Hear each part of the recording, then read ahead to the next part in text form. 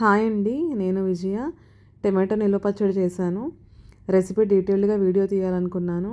చేతులు చూసారుగా, పచ్చడి చేతులు, ఆయిల్ మరకలు, ఫోన్ కూడా జారి పడిపోతుందని భయమేస్తుందనమాట. ఒక చేత్తో పట్టుకొని ఒక చేత్తో షూట్ చేయటం అది ఇబ్బందిగానే ఉంది నాకు.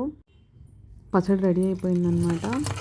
చక్కగా ఆయిల్లో తాలింపు గింజలు అవన్నీ వేసి వేయించుకున్నాను. ఎండుమిర్చి, ఇంగువ ఇవన్నీ వేసుకొని ఇప్పుడు రెడీ చేసుకున్న పచ్చడి గోరువెచ్చగా ఉన్న నూనెలో వేసి బాగా కలుపుకున్నానమాట.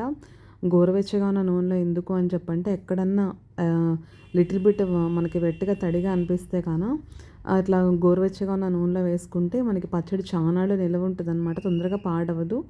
ఉప్పు, కారం, పులుపు అన్నీ సరిపోతే అసలు పచ్చళ్ళు అనేవి పాడవవు. ఈలోపు మనం ఎలాగో వాడేసుకుంటాం కాబట్టి ఇబ్బంది ఉండదు.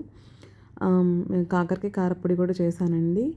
ముక్కలు ముక్కలుగా కావాలని చెప్పని అడిగారు కాకరకాయలు. అందుకని చెప్పని అక్కడక్కడ కాకరకాయలు ముక్కలు తగిలేలాగా కారప్పొడి చేశాను. అదే ఇక్కడ డీటెయిల్డ్గా చూపిస్తున్నానమాట.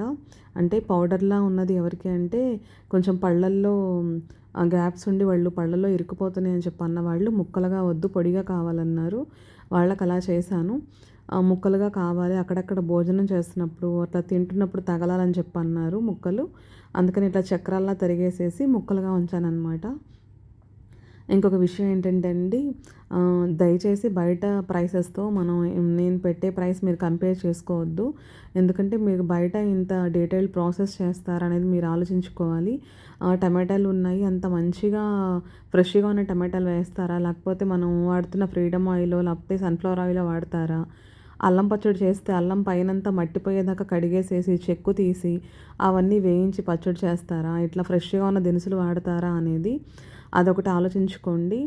ఇప్పుడు మనం ఆడవాళ్ళకైతే ఇంట్లో మనం చేస్తున్నప్పుడు ఇట్లాంటివి ఏమన్నా అంటే ఒక రెసిపీ మనం తయారు చేయాలనుకుంటే వెనకమాల ఎంత కష్టం ఉంటుందనేది మనకే తెలుస్తుంది.